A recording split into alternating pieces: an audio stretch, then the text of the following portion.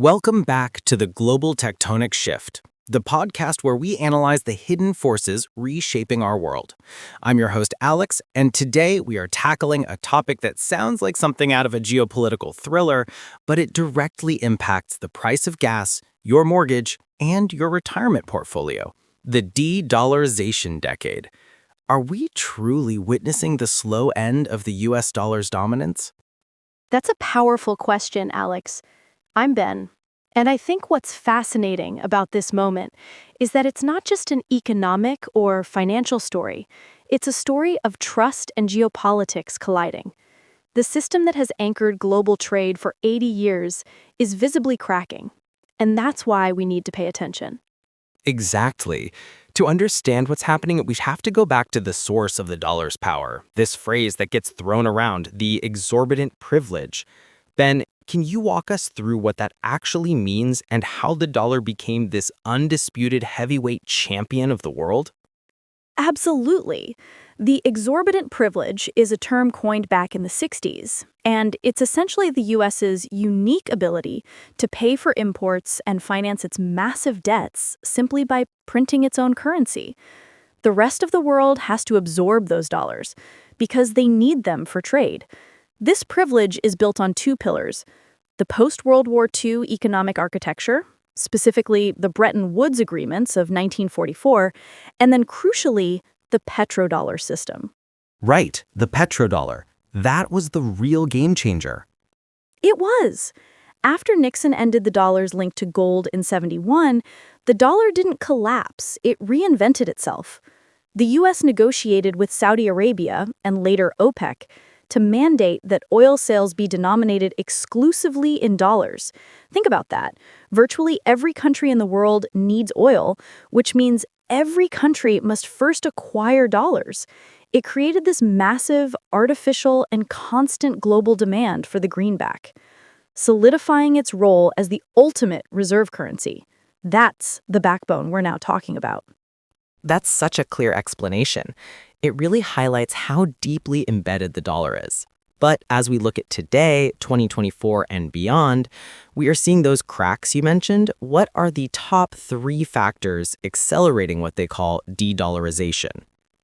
I see 3 primary accelerators right now, and they are all linked to a crisis of confidence. Confidence is the cement holding the system together. Precisely. Accelerator 1, the weaponization of the dollar. The use of sanctions, particularly the freezing of Russia's foreign exchange reserves after the 2022 invasion of Ukraine. That was a powerful foreign policy tool, no doubt. It was effective, but the message it sent to every central bank globally, allies and adversaries alike, was terrifying. If your dollars can be revoked overnight, if your access to the SWIFT system can be cut off, then the safest asset in the world isn't safe at all. It gives a massive incentive for nations like Turkey to urgently diversify. If your money in the bank could be confiscated due to a political dispute you weren't even directly involved in, wouldn't you find an alternative safe haven immediately? That's a fantastic analogy. It turns a financial issue into a deeply personal, psychological one for a sovereign nation. What's the second accelerator? That would be the rise and expansion of the BRICS bloc. We're talking about Brazil, Russia, India, China, South Africa, and its new members, notably Saudi Arabia and Iran. This group now represents a huge portion of global GDP and population, and their agenda is explicitly to create a multipolar economic order. They are acting too, right? It's not just talk. Absolutely. We're seeing bilateral trade settling in local currencies. China is paying for Russian oil in yuan, India in rupees. Brazil and China are settling commercial operations directly in their own currencies. And, critically, these central banks are accumulating gold at a record pace, while simultaneously reducing their holdings of U.S. Treasury bonds. They are building an alternative foundation, even if a single BRICS currency is still a long way off. That moves us perfectly into that third accelerator, which is that foundation of trust, or rather the erosion of it, exploding U.S. national debt. This is the quiet killer. The foundation of dollar hegemony is the faith that U.S. Treasury bonds are the safest, most liquid asset in the world. But when the U.S. national debt surpasses 100% of GDP, and there's no clear, visible plan to control massive annual deficits, that faith starts to crumble. It's like owning a castle built on trust and the owner keeps replacing the stones in the foundation with sand. So if the owner, the US, keeps printing money to pay the bills, what does that signal to the tenants, the global investors? It signals inflation risk. It means the value of the currency is being eroded, which devalues the reserves held by every other country. And if they stop trusting the bonds, the US has to attract investors by offering much higher interest rates, which raises the cost of capital for the entire world. It creates a self-fulfilling prophecy of declining demand for dollar assets. That paints a picture of complexity. Let's talk about the emotional and psychological shift for a moment. Historically, the dollar represented monetary simplicity. Everyone used it, it was easy. When that system fragments, what is the psychological toll on global finance and even on individual investors? I think the key psychological shift is from certainty to extreme vigilance. For decades, the baseline assumption was when things get bad, you buy dollars and U.S. treasuries. It was the ultimate safe harbor. Now you have to question that assumption. This loss of a monolithic financial anchor forces investors and central banks into constant risk assessment. It moves from passive holding to active diversification. That loss of trust is the emotional core, isn't it? It is.